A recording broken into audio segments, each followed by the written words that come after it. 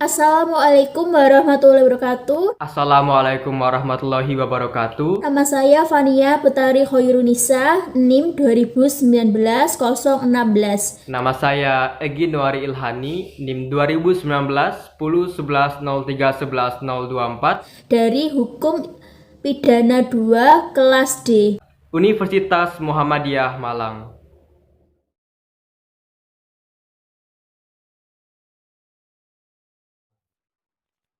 Baiklah, pada kesempatan kali ini kami akan membahas mengenai hukum pidana yang akan terfokus pada dua topik pembahasan, yaitu kejahatan terhadap nyawa dan kejahatan terhadap tubuh. Oke. Namun, sebelum kita masuk pada kejahatan terhadap nyawa, saya akan sedikit menjelaskan mengenai jenis tindak pidana dan unsur tindak pidana. Nah, yang pertama jenis tindak pidana.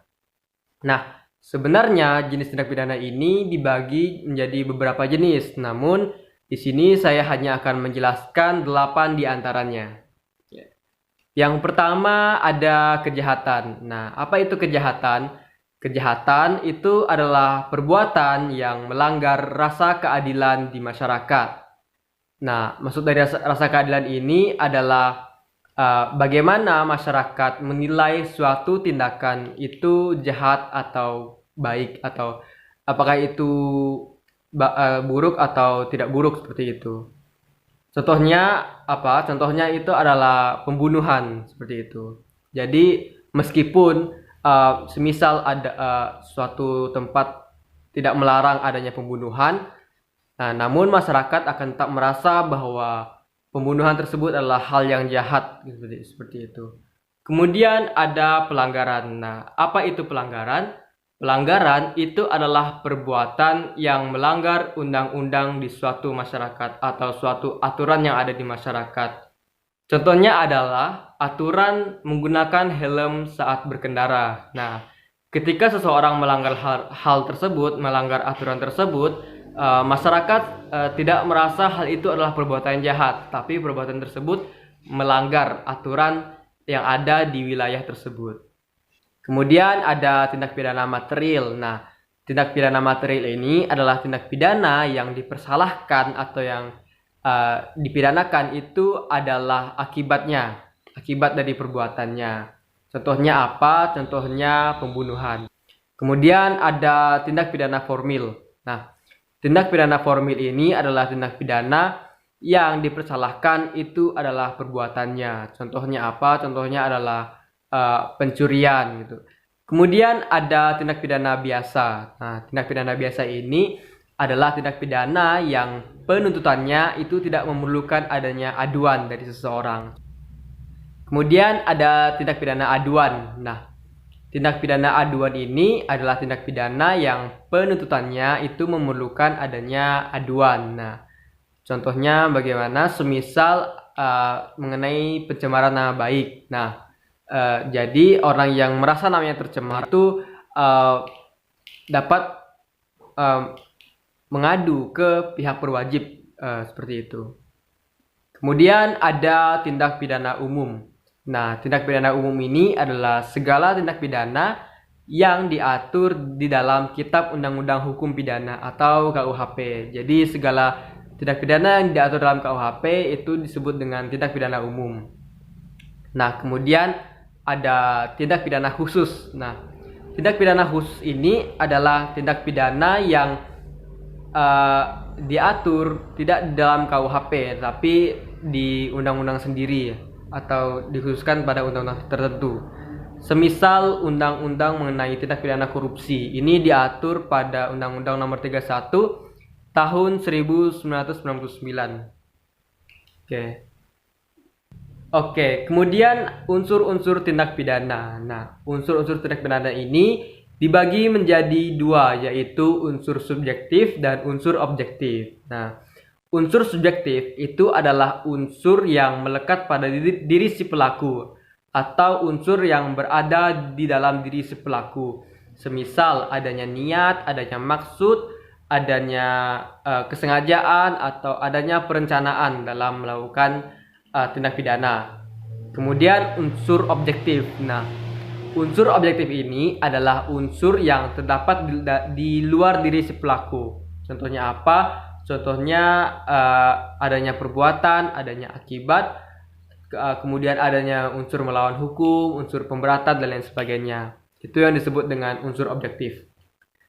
Oke, baik, kita bisa masuk langsung ke topik pembahasan kita yang pertama.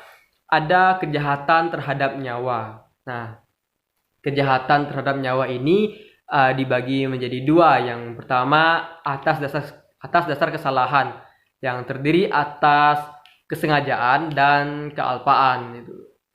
Kemudian ada atas dasar objeknya yang bisa digolongkan menjadi tiga, yaitu kejahatan terhadap nyawa pada umumnya, kejahatan terhadap nyawa pada bayi setelah atau saat ia lahir, kemudian ada kejahatan terhadap nyawa bayi yang masih dalam kandungan. Oke, selanjutnya mengenai pembahasan kejahatan terhadap nyawa pada umumnya yang bisa dimasukkan ke dalam beberapa pasal. Yang pertama ada pembunuhan pokok, pasal 338. Nah, pada pembunuhan pokok ini, unsur subjektifnya itu adalah adanya niat, kemudian adanya kesengajaan dari si pelaku.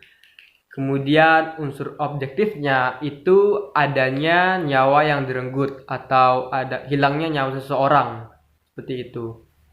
Kemudian ada pembunuhan dengan pemberatan, pasal 339. Nah, pembunuhan dengan pemberatan ini adalah tindak pidana pembunuhan, namun sebelum pembunuhan tersebut dilakukan, adanya tindak pidana lain, contohnya pemerkosaan, seperti itu.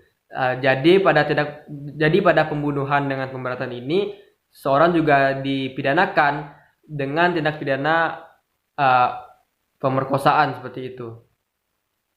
Kemudian ada pembunuhan berencana, pasal 340. Nah, di sini ada unsur tambahan, yaitu adanya unsur perencanaan. Nah, apa itu unsur perencanaan?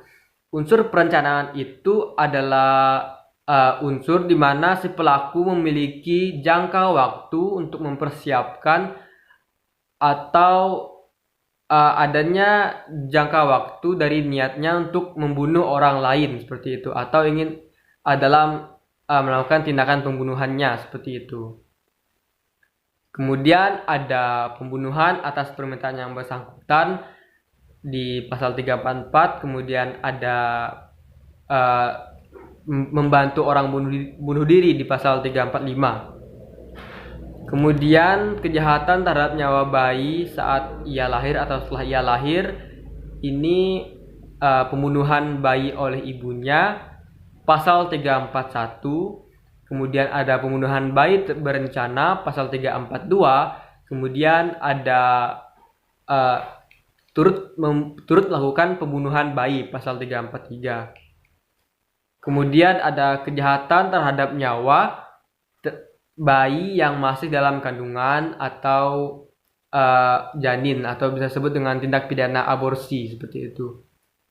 Nah, ini terdiri dari beberapa pasal. Yang pertama ada pengguguran kandungan atas izin ibunya, pasal 346. Pengguguran kandungan tanpa izin ibunya, pasal 347.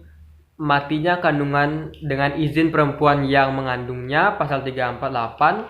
Kemudian adanya dokter bidan atau tukang obat yang membantu pengguguran atau matinya kandungan, pasal 349. Oke, untuk lebih lanjut pembahasan mengenai tindak pidana aborsi ini akan dilanjutkan oleh teman saya, Fania. Kepada Fania, dipersilahkan. Di sini saya akan menerangkan tentang pengertian aborsi, pasal-pasal yang ada di KUHP, unsur-unsur beserta contoh kasusnya. Pengertian aborsi dalam segi medis, aborsi keluarnya hasil konsepsi atau pembuahan sebelum 5 bulan dengan berat janin kurang dari 500 gram. Jenis tindak pidana ini diatur dalam ketentuan pasal 346 KUHP yang mengatakan seorang wanita yang sengaja menggugurkan atau mematikan kandungan atau menyuruh orang lain untuk itu diancam dengan pidana paling lama 7 tahun. Berdasarkan pasal 346 KUHP di atas, dapat disimpulkan bahwa unsur-unsur dalam tindak pidana pengguguran kandungan dalam pasal tersebut terdiri dari unsur-unsur, yaitu unsur subjektif dan unsur objektif. Unsur objektif terdiri dari unsur menggugurkan atau mematikan atau menyuruh orang lain menggugurkan atau menyuruh orang lain mematikan kandungan sendiri. Dan unsur subjektif terdiri dari menggugurkan kandungan, mematikan kandungan, menyuruh orang lain menggugurkan kandungan, dan menyuruh orang lain untuk mematikan kandungan. Pasal 347. Yang pertama, barang siapa dengan sengaja menggugurkan atau mematikan kandungan seorang wanita tanpa persetujuannya. Yang kedua, jika perbuatan itu mengakibatkan kematian, maka wanita tersebut diancam dengan penjara paling lama 15 tahun. Pasal 348, barang siapa dengan sengaja menggugurkan atau mematikan kandungan seorang wanita dengan persetujuannya diancam dengan pidana penjara paling lama 5 tahun 6 bulan. Yang kedua, jika perbuatan itu mengakibatkan matinya wanita tersebut diancam dengan pidana penjara paling lama 7 tahun. Unsur menggugurkan kandungan. Pengguguran kandungan itu menjadi tindak pidana setelah dibuktikannya bahwa janin dalam kandungan itu masih hidup. Pemahaman tersebut seiring dengan jurisprudensi yang berkembang yang termuat dalam Ad hoc Rot tanggal 1 November 1987 yang pada intinya mengatakan pengguguran kandungan hanya ditindak pidana apabila waktu perbuatan itu dilakukan kandungannya masih hidup. Unsur mematikan kandungan.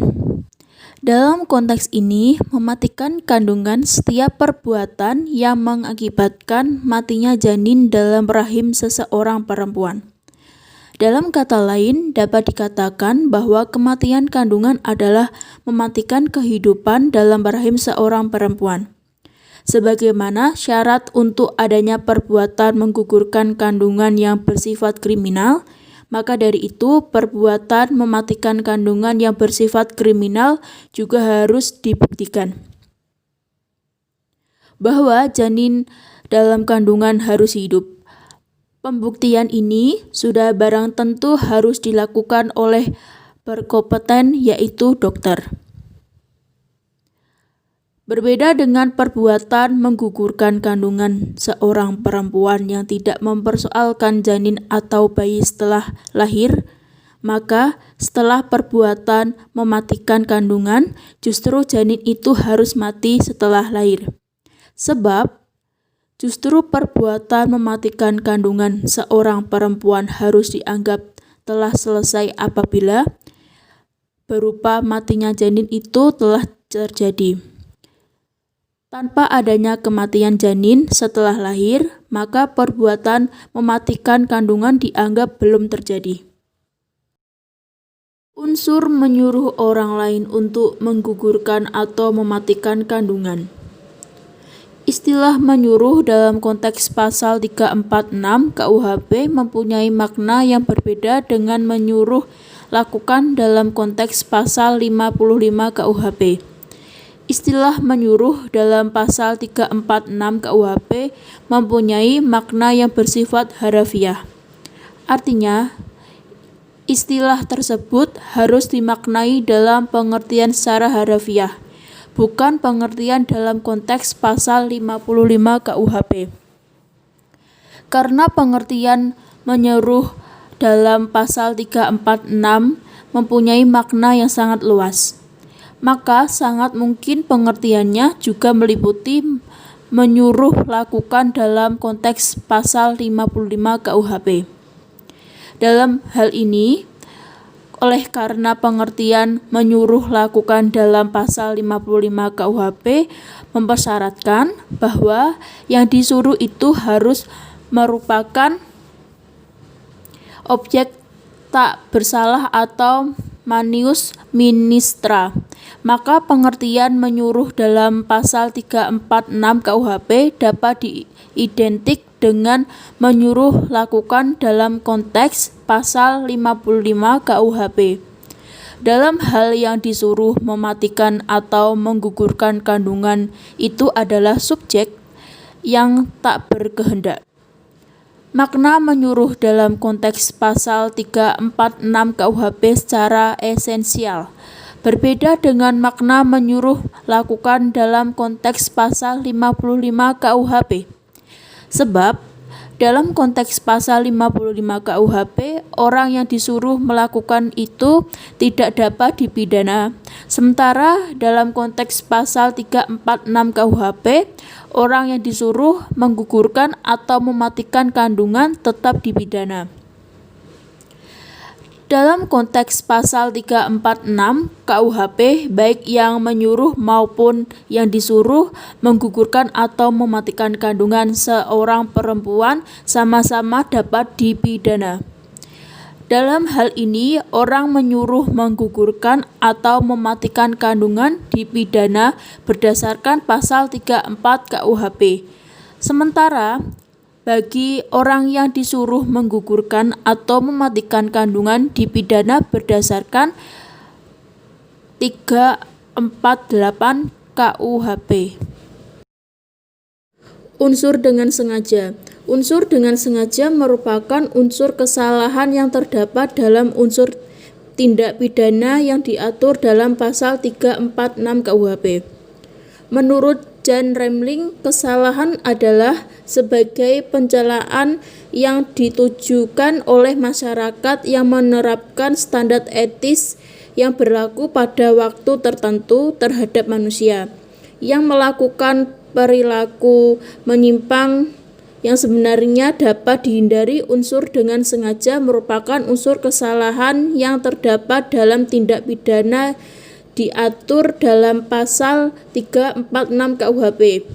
Menurut Jan Remling, kesalahan ialah sebagai pencelaan yang ditujukan oleh masyarakat yang menerapkan standar etis yang berlaku pada waktu tertentu terhadap manusia, yang melakukan perilaku menyimpang yang sebenarnya dapat dihindari berkaitan dengan unsur dengan sengaja dalam rumusan pasal 346 KUHP. Perlu diketahui bahwa terdapat 4 macam perbuatan, yaitu pengguguran, mematikan, menyuruh menggugurkan, dan menyuruh mematikan suatu kandungan. Maka unsur dengan sengaja tersebut haruslah ditujukan terhadap 4 perbuatan itu. Meskipun keempat perbuatan yang dilarang dalam pasal 346 KUHP bersifat alternatif, namun terhadap perbuatan mana sengajaan tersebut ditujukan haruslah jelas. Hal ini berkaitan dengan masalah pembuktian. Seorang perempuan yang sengaja menggugurkan kandungan, sudah barang tentu kesengajaannya itu hanya ditujukan terhadap lahirnya atau keluarnya janin dari rahimnya sebelum waktunya secara alami. Sebagaimana juga kesengajaan yang ditinjau perbuatan-perbuatan yang lain dalam pasal 346 KUHP. Berikut adalah contoh-contoh kasus aborsi. Yang pertama, contoh kasus aborsi yang berada di Boyolali. Polres Boyolali resmi menahan Reni dan Arin. Keduanya telah ditetapkan sebagai tersangka kasus aborsi.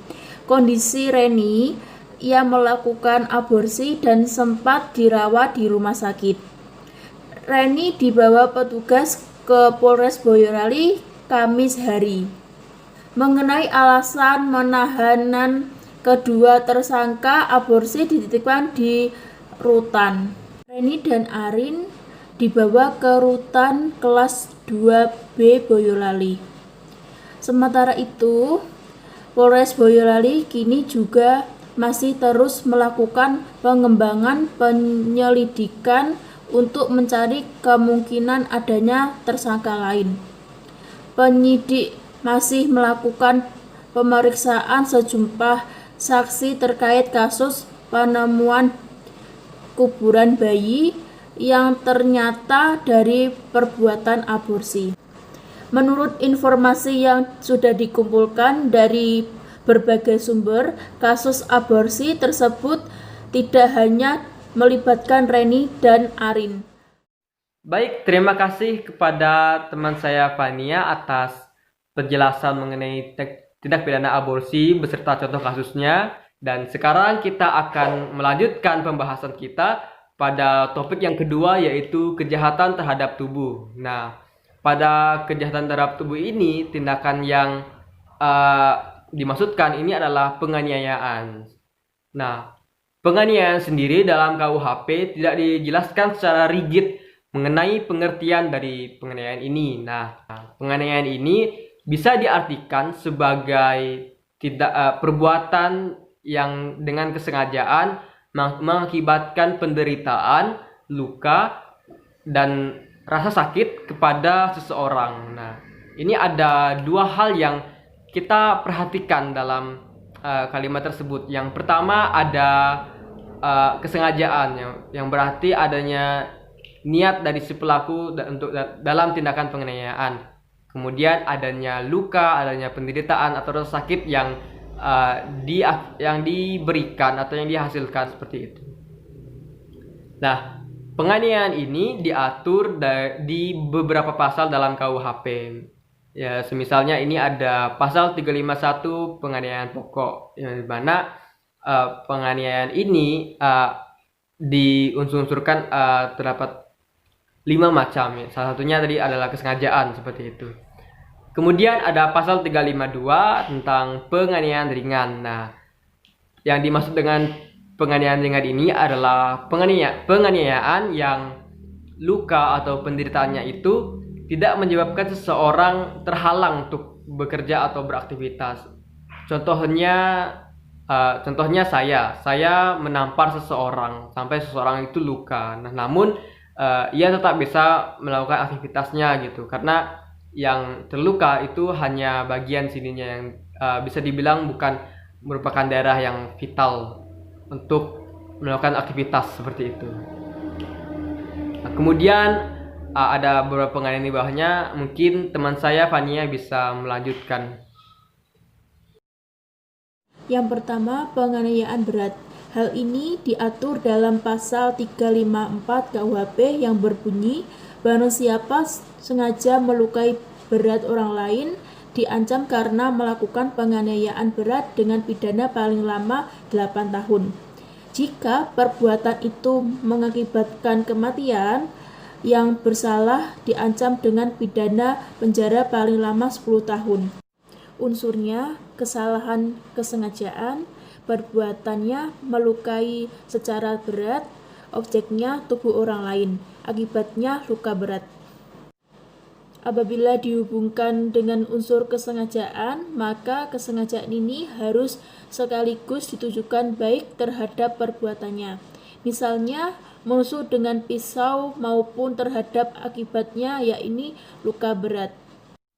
Yang kedua adalah penganiayaan terencana. Hal ini diatur dalam pasal 353 KUHP yang berbunyi, penganiayaan dengan rencana terlebih dahulu diancam dengan pidana penjara paling lama 4 tahun.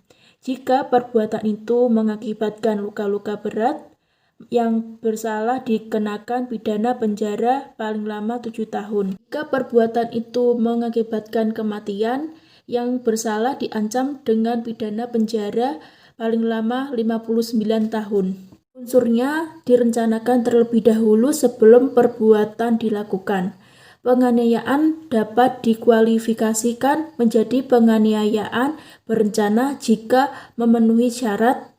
Pengambilan keputusan untuk berbuat suatu kehendak dilakukan dalam suasana batin yang tenang. Dalam melaksanakan perbuatan yang telah diputuskan dilakukan dengan suasana hati yang tenang. Ketiga adalah penganiayaan berat dan berencana. Penganiayaan berat dan berencana dimuat dalam pasal 355 KUHP. Rumusannya adalah penganiayaan berat yang dilakukan dengan rencana terlebih dahulu diancam dengan pidana penjara paling lama 12 tahun. Jika perbuatan itu mengakibatkan kematian, yang bersalah diancam dengan pidana penjara paling lama 15 tahun. Unsurnya kesengajaan, direncanakan, mengakibatkan luka berat, mengakibatkan kematian. Oke, terima kasih untuk teman saya sekali lagi atas penjelasan mengenai penganiayaan terencana dan penganiayaan berat. Nah, kemudian sebenarnya masih ada lagi, yaitu akan saya sedikit jelaskan di waktu yang sedikit ini. Ada pasal 356 mengenai penganiayaan terhadap orang tertentu. Nah, orang tertentu ini seperti orang tua, ayah dan ibu, atau atasan dengan bawahannya. Kemudian pasal 357 ini dimaksudkan adanya pencabutan hak akibat dari penganiayaan. Maksudnya ketika seseorang berbuat penganiayaan, maka haknya bisa dicabut seperti itu. Tapi ini merujuk pada pasal 355 dan 356 seperti itu. Kemudian ada pasal 358, yaitu ikut serta dalam penganiayaan. Nah, unsur yang ditambahkan dalam pasal 358 ini adalah adanya penyertaan orang lain atau adanya orang yang turut serta dalam perbuatan atau tindakan penganiayaan seperti itu. Baiklah, mungkin itu saja penjelasan mengenai kejahatan terhadap tubuh dan kejahatan terhadap nyawa yang dapat kami sampaikan. Apabila ada yang ingin didiskusikan atau ingin dipertanyakan atau ingin diluruskan apabila kami ada kesalahan, bisa langsung tulis di kolom komentar dan akan mungkin kami jawab atau menanggapi dari komentar kalian. Baik, terakhir jangan lupa like dan share video ini agar dapat memberikan manfaat bagi kita semua. Akhir kata saya ucapkan terima kasih. Wassalamualaikum warahmatullahi wabarakatuh.